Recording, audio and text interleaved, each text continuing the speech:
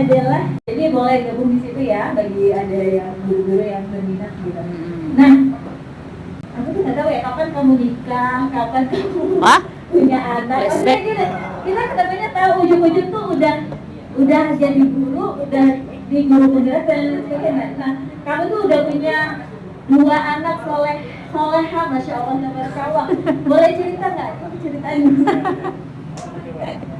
Kasih bagi teman-teman yang ada di sini, adik-adik. Ini masih lajang ya? Yang Serambi Literasi masih lajang semua ya? Banyak yang lajang ya, Bang? Masih single semua. Kecuali Pak Ketua ya? Pak Ketua udah kadaluarsa ya? Masih muda, papa muda itu anak-anaknya kan kecil. Oh, papa muda. Oh iya. Jadi kita itu sebenarnya udah lama ya satu grup di grup LPJ. Cuman lebih banyak komunikasinya tuh kita di forum Taman Bacaan seperti itu ya. Mulai dari 2021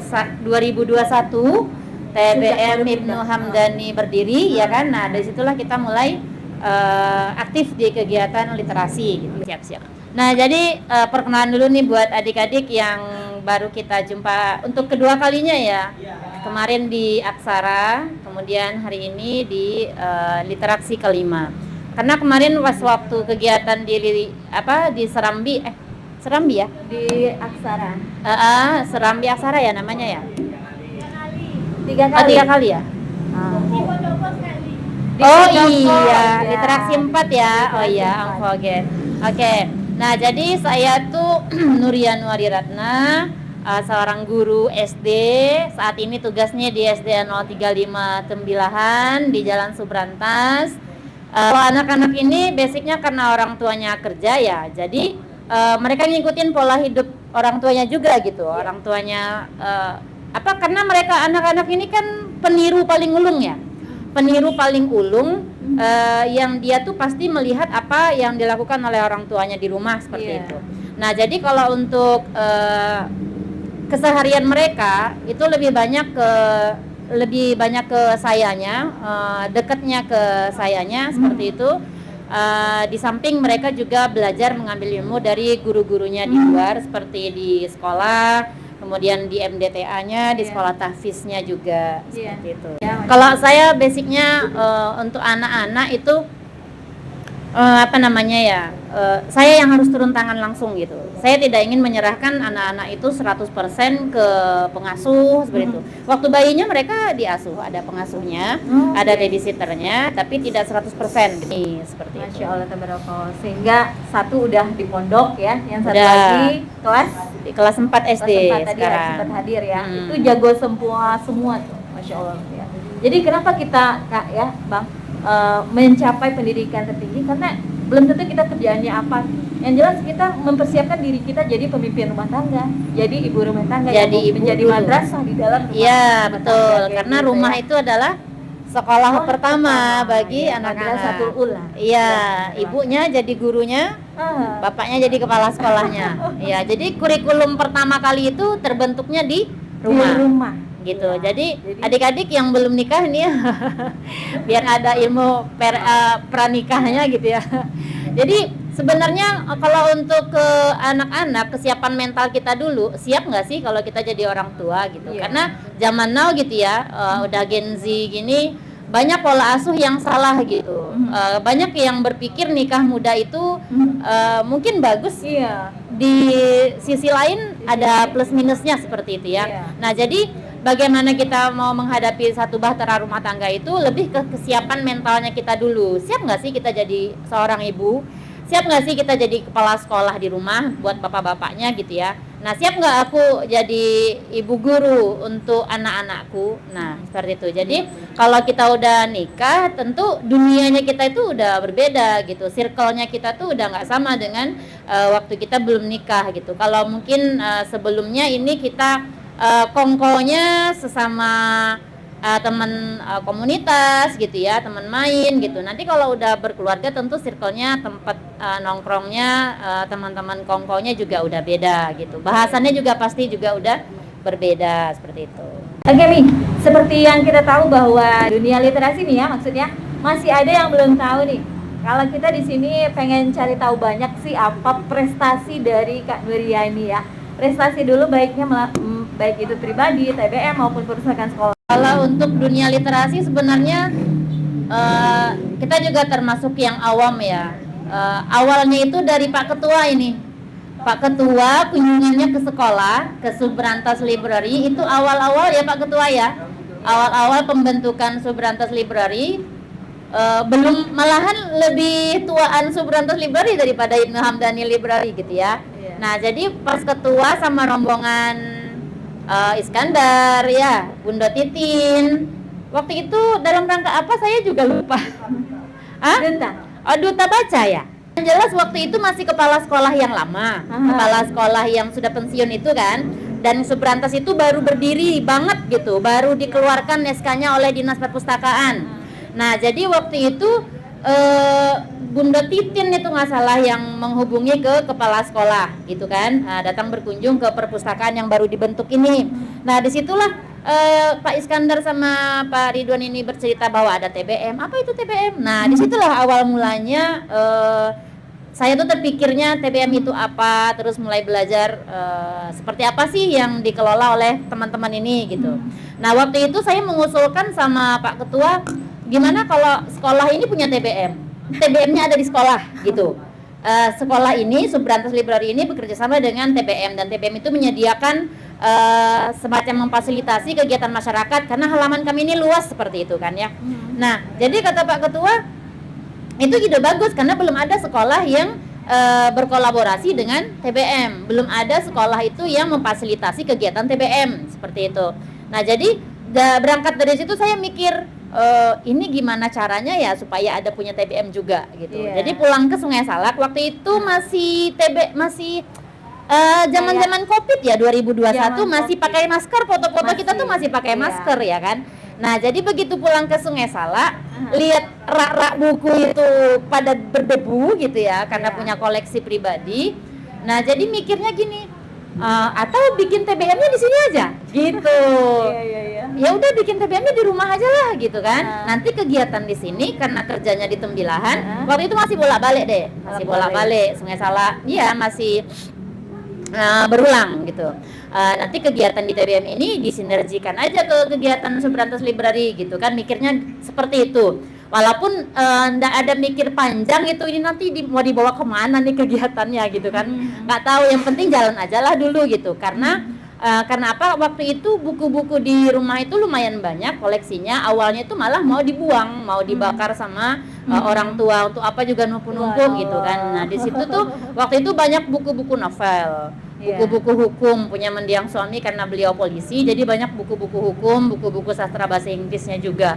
Nah, jadi hubungilah Pak Ketua, hubungi Pak Ketua, gimana caranya bikin TBM, begini, jadilah seling, seling jadilah gitu. Nah, jadi di bulan Oktober itu undanglah Pak Ketua untuk datang. Nah, sebelum itu Pak Ketua menyarankan untuk berkomunikasi dulu dengan pihak stakeholders yang ada di sana seperti itu. Jadi intinya begitu terbentuk di bulan Oktober 2021 dan diresmikan sama Pak Ketua, sama Bunda Titin, sama Iskandar kalau nggak salah datang juga waktu itu ke sana ya kan. Nah, jadi setelah itu mulai bergerak. Kalau di sana tuh dulu kami bawa lapak baca itu ke rumah-rumah. Minggu ini ke RT ini, misalnya RT 6, bawa lapak gitu kan. Nanti ngumpul di salah satu rumah. Karena kemarin di sana itu izinnya sama Pak RT-nya, di halaman rumahnya Pak RT itu kami yang gelar lapak. Nanti minggu depan lain lagi RT-nya. Karena waktu itu masih Covid ya. Nah, seperti itu pergerakannya. Terus anak-anak di sekitar lorong itu kita buat kelompok-kelompok kecil untuk belajar di rumah. Karena waktu itu masih juga daring ya. Daring ada, kemudian luring juga ada, sekolahnya tidak full 100% seperti sekarang belajarnya. Jadi kita yang memfasilitasi, TBM memfasilitasi untuk anak-anak itu belajar di rumah. Mereka bawa buku pelajarannya ke rumah. Dan itu berlangsung sampai 2022.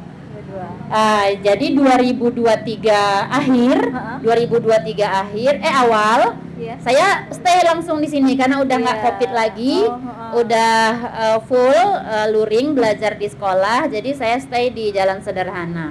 Nah, jadi kegiatan TBM-nya di Sungai Salak itu mulailah mandek gitu ya, mulai tidak aktif, tapi dibawa ke sini gitu. Yang tidak aktif itu karena kita kurang gerak lagi di sana. Pergerakannya dipindahkan ke sini. Jadi bagaimana bisa menyatu dengan Subrantas?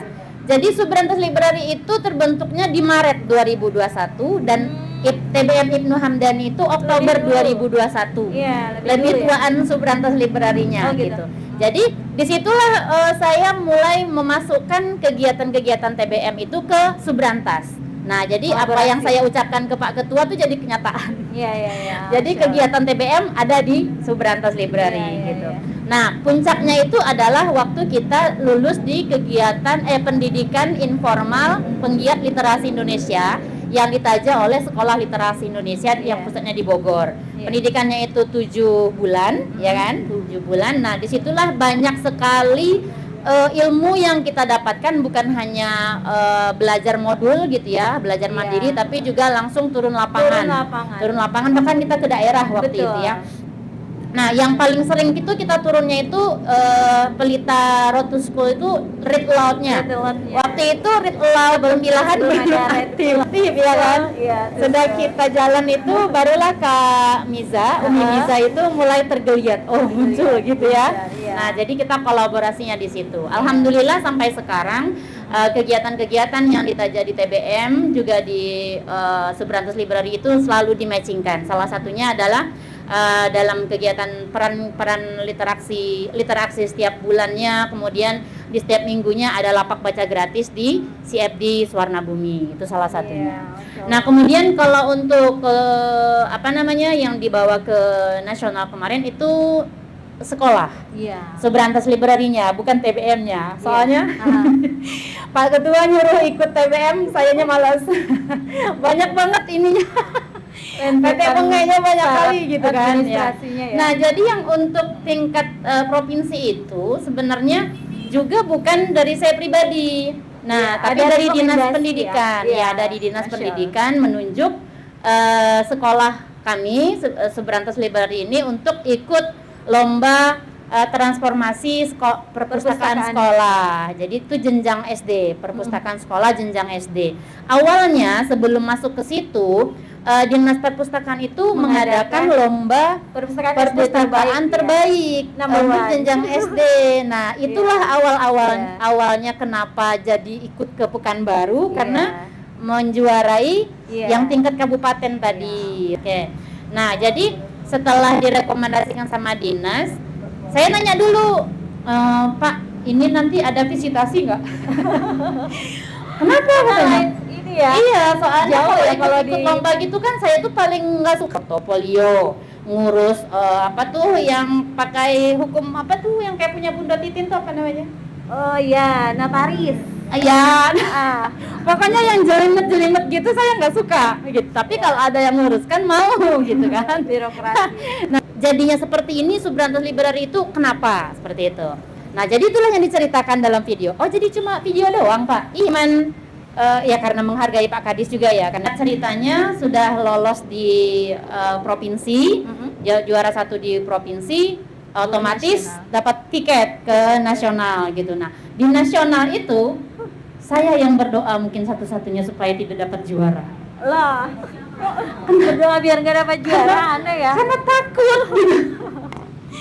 Saya mikirnya kalau dapat juara itu pasti bebannya tuh bakalan tambah banyak gitu kan. Saya harus menjaga, mempertahankan, terus harus eksis, harus meningkatkan performa, harus memperbaiki dan meningkatkan program-program, harus turun lapangan. Saya membayangkan itu sudah, aku nggak sanggup Pak gitu kan. Pak Kadisnya senyum-senyum gitu, Pak Kadis senyum-senyum. Ibu Nuria belum lagi dicoba kok udah nggak sanggup. Kayaknya nggak usah deh Pak, nggak usah lah ikut Pak ke Jakarta. Awalnya di Dinas Perpustakaan, jadi kita tuh udah kayak humble aja gitu kan, udah ngomong tuh kayaknya udah nggak ada batasan guru sama kepala dinas gitu. Padahal beliau orang tertinggi kan nomor 1 di Dinas Pendidikan.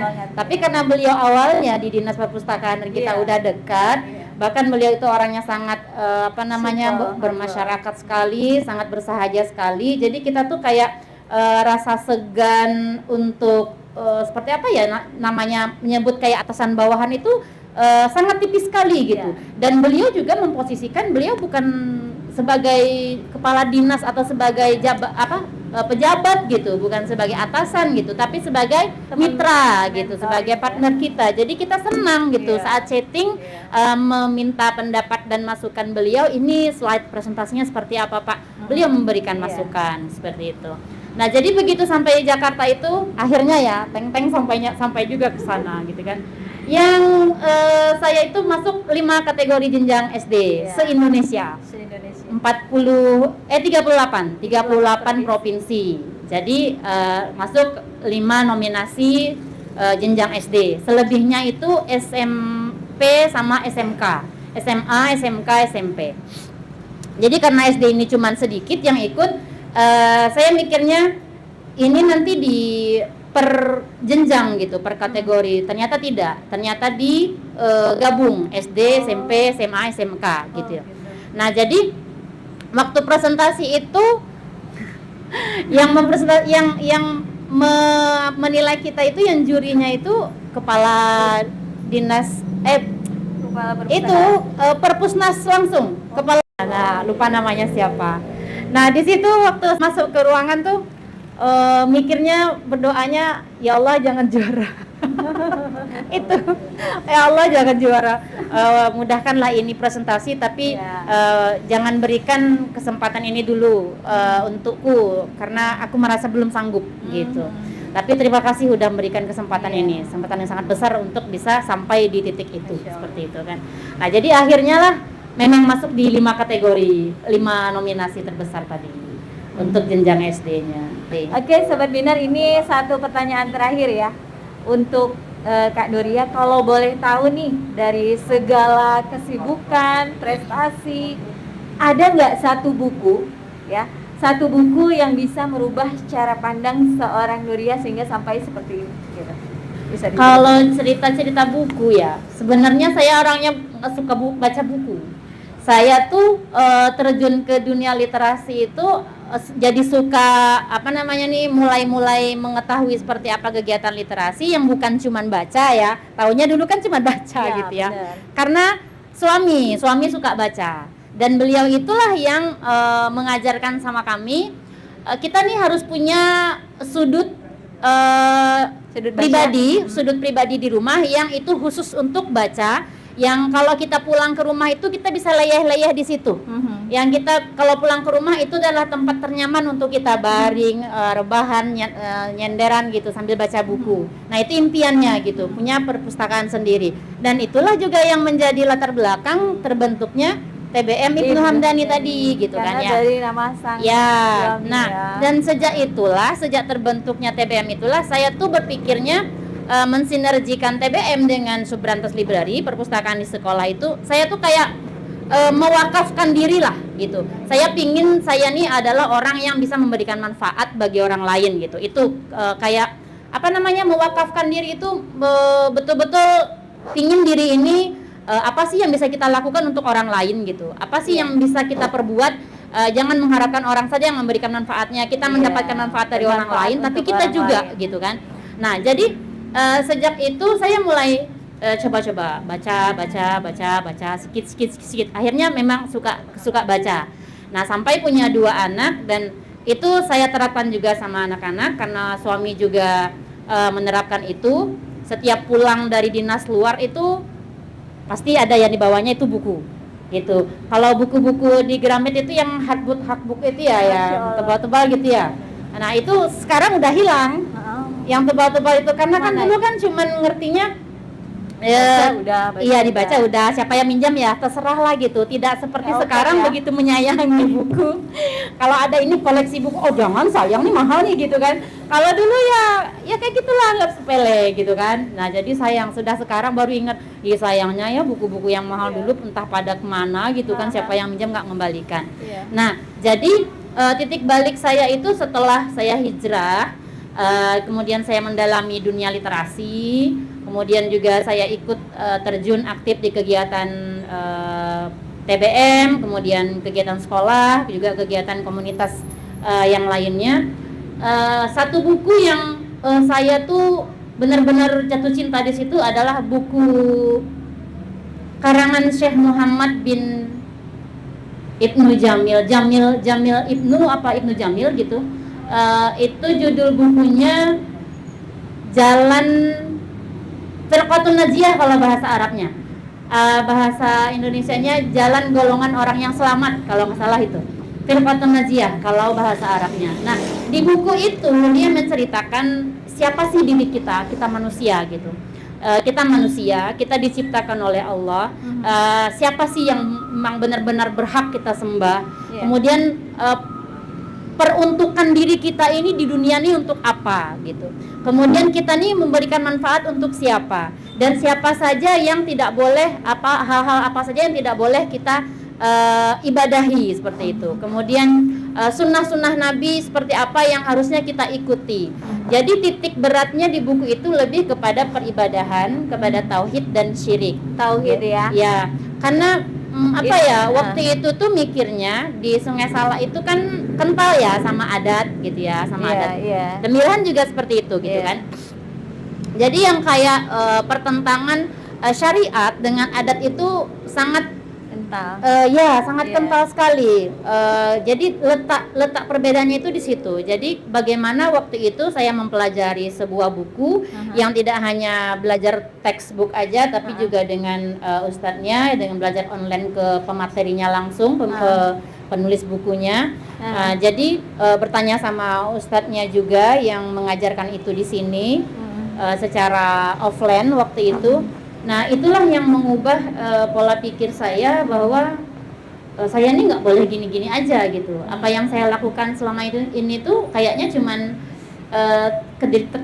kedistraksi dunia aja gitu. Mana sih ukhrawinya gitu? Mana sih efek untuk saya bisa bawa ini ke akhirat nanti gitu. Yang saya memberikan manfaat di dunia ini nanti itu ada dampaknya buat saya di akhirat gitu. Bukan cuman dalam perkara ilmu dunia aja gitu. Nah, disitulah saya mulai memasukkan program-program keagamaan di kegiatan TBM dan kegiatan perpustakaan di sekolah seperti itu. Nah, contohnya itu sih yang paling menarik kalau untuk awal-awal saya suka baca dan masuk ke dunia literasi. Jadi ibaratnya dari kitab yang dibaca kita tuh lebih bermanfaat ya. Kalau bahasa ininya khairun nas anfa'uhum linnas ya. Jadi sebaik-baik manusia adalah yang paling banyak memberikan manfaat bagi orang lain. Masya Allah, tabarakallah.